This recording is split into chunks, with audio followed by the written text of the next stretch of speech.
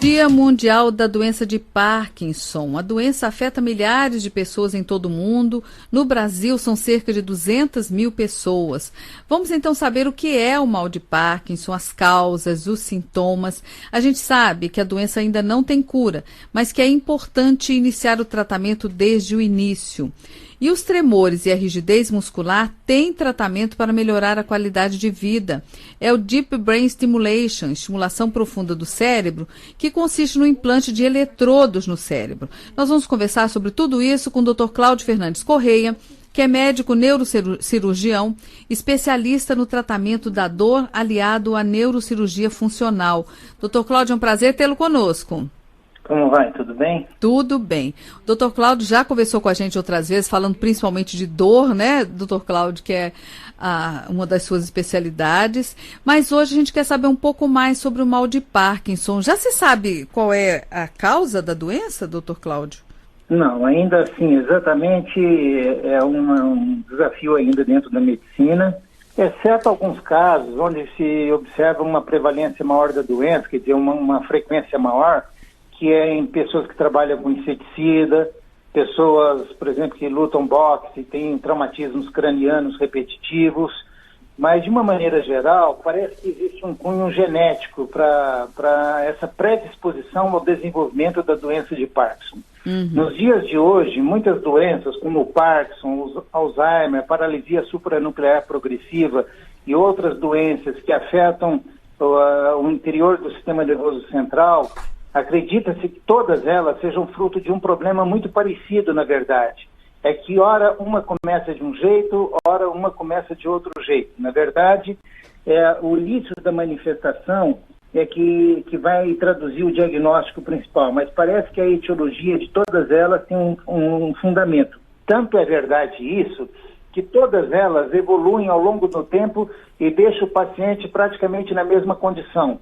No Alzheimer, é claro que começa com uma perda da memória, mas também leva a uma situação absolutamente de limitação de toda a atividade funcional do paciente. E no Parkinson, que começa com tremor, com rigidez, com alterações de equilíbrio, ela evolui quando não tratada, e mesmo tratada no final de tudo, numa condição muito parecida com essa outra doença que eu acabei de citar. Uhum. Então, a etiologia, que é a pergunta que você fez, ainda é um desafio dentro da medicina, e um dia, claro, tudo isso vai ser melhor esclarecido. Agora, em termos de sintomas, doutor Cláudio, tem algum sintoma? Porque o senhor mesmo fala que a gente precisa começar o tratamento desde o início, né? Isso, quanto mais cedo começa, melhor a condição de vida da pessoa por muito tempo, pelo menos, né? Não, claro, sem dúvida. E existe, então, os sintomas, assim, que a gente chame a atenção? Bem, o sintoma que mais chama a atenção do paciente, da família, ou do próprio paciente, ou de cuidadores, na verdade, uma lentidão dos movimentos, em alguns casos. Então, você percebe que no facies do paciente existe, assim, é considerado um facies meio inexpressivo. Tem uma terminologia dentro da nossa área que a gente fala um facies marmóreo, né? Mas e outra coisa que se observa nessa questão inicial que eu estou dizendo é uma lentidão dos movimentos associados. A gente, quando está caminhando, a gente nem está pensando nisso, mas os braços, eles se movimentam, né, ao longo do corpo. Se balançar dos braços é comum em qualquer paciente que está caminhando na rua. Uhum. E isso aí é perdido no início da doença de Parkinson, em alguns casos. Então não começa com o tremor, que o tremor chama muito a atenção, né? Mas ele não começa por aí, né? Não, às vezes, é isso que eu estou dizendo, às vezes começa da maneira que eu acabei de dizer, com uma lentidão dos movimentos e uma certa rigidez, e outras vezes começa com tremor. É claro que o mais visível de todos é o tremor. E o tremor é uma diferença entre outros tremores, né? Porque, por exemplo, a doença mais comum que tem movimento involuntário é o chamado tremor essencial, que não tem nada a ver com o Parkinson. Mas o tremor essencial é um tremor de movimento, enquanto que o tremor parkinsoniano é um tremor de repouso. Então você está quietinho assim e você observa no paciente que ele fica mexendo tremendo os dedos, como se estivesse contando moedas, por exemplo, contando notas de dinheiro. Então, esse tremor, que pode ser bilateral ou iniciar de um lado só, chama muita atenção, porque ele é um dado que qualquer um pode observar sem muitos detalhes. Enquanto que aquele primeiro sintoma que eu falei, que poderia, às vezes, a doença começar com esse sintoma, é um sintoma mais observado por quem convive com a pessoa diretamente. Enquanto que esse do tremor, qualquer lugar que ele for, e se tiver o tremor, todo mundo vai perceber isso, essa manifestação. Mas outros sintomas que não são infrequentes é exatamente um distúrbio do equilíbrio, que relativamente acompanha os pacientes que têm Parkinson. Às vezes um distúrbio da fala, fica uma fala mais monótona, uma fala mais baixa. Então, para quem não vê o paciente, vamos supor um amigo que faz 5 anos que não vê e encontra, ele vai perceber essa diferença, sem dúvida alguma. Às vezes as pessoas que estão convivendo no seu dia a dia, uma coisa é muito lenta e progressiva, às vezes não observa muito, mas quem está um pouco fora e chega, acaba vendo essa diferença, chamando atenção para esse tipo de diferença, certamente. Tá. E aí, então, observando esses sintomas que o senhor falou, ir ao médico, né? O médico correto para esse tipo de diagnóstico, início do tratamento, é o neurologista. Esse é o principal profissional. Entender que hoje em dia existe a subespecialidade. Tem neurologistas que são muito expertos em epilepsia, são muito expertos em dores de cabeça, mas precisa procurar um que tenha conhecimento e saiba lidar com o tratamento, com a orientação inicial do tratamento conservador da doença de Parkinson. Porque isso é muito importante, que quase sempre um dos remédios, pelo menos, mas tem outros, é repor. Porque o Parkinson, na verdade, é pela morte de células que produzem a dopamina.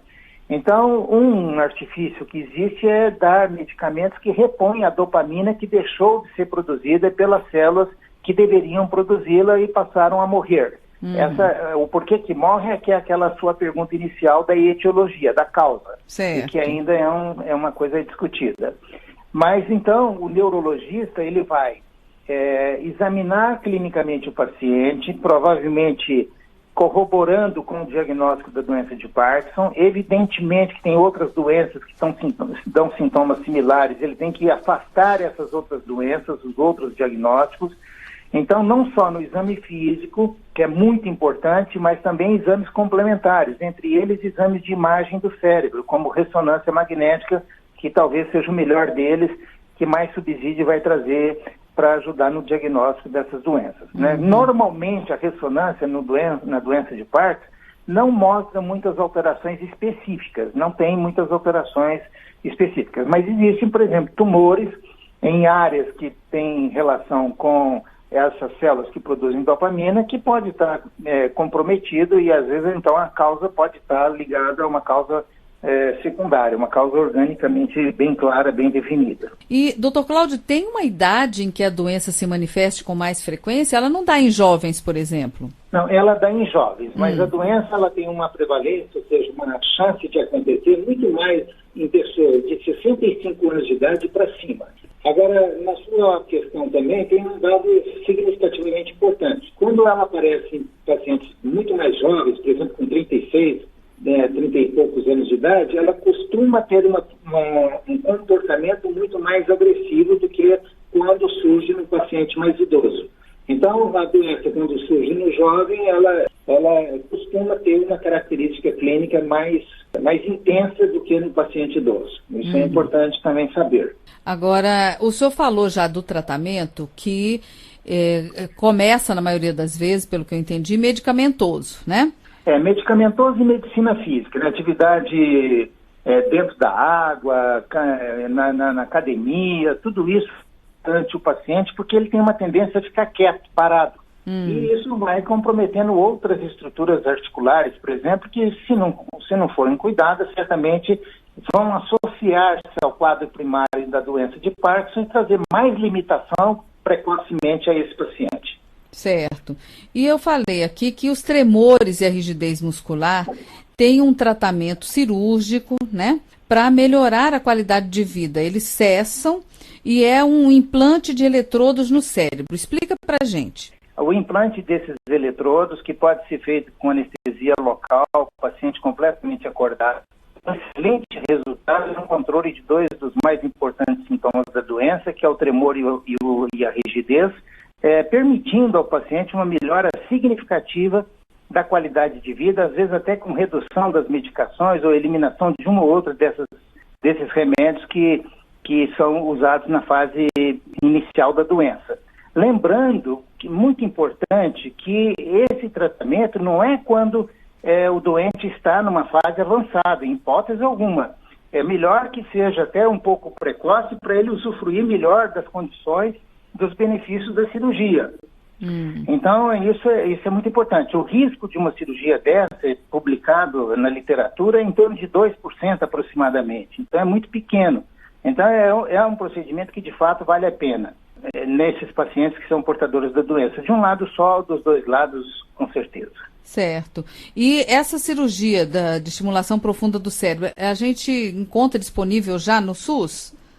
No SUS, na teoria, sim. Você sabe que o Brasil, mais agora, nesses momentos que nós estamos conversando, do que em outros do passado, passa por uma fase caótica na saúde pública, né? Caótica. Só basta olhar uma das maiores cidades do Brasil, que é o Rio de Janeiro, os hospitais, assim, não tem a UERJ, que é um hospital importantíssimo, né? Pedro Ernesto, que é da UERJ, ele praticamente não está funcionando, quer dizer, está muito ruim a saúde pública. Mas, em tese, por exemplo, no Hospital das Clínicas da Universidade de São Paulo, aqui em São Paulo, o Hospital das Clínicas tem um programa de implante desses eletrodos. É claro que a fila de espera é muito superior à quantidade possível de realização dessas cirurgias.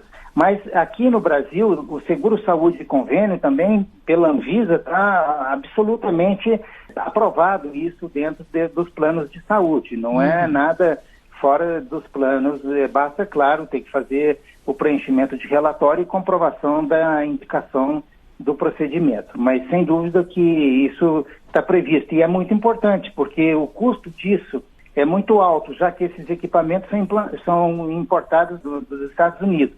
Basta lembrar que um carro aqui importado, vamos supor um BMW, custa 3 vezes mais do que custa lá. Então, lamentavelmente, apesar de nós sermos pobres, um país mais pobre, tem que pagar muito mais caro do que um americano pagaria pela mesma cirurgia lá feita. E, doutor Cláudio, eu sei que o senhor tem um site, né? No site o senhor disponibiliza muitas informações, né?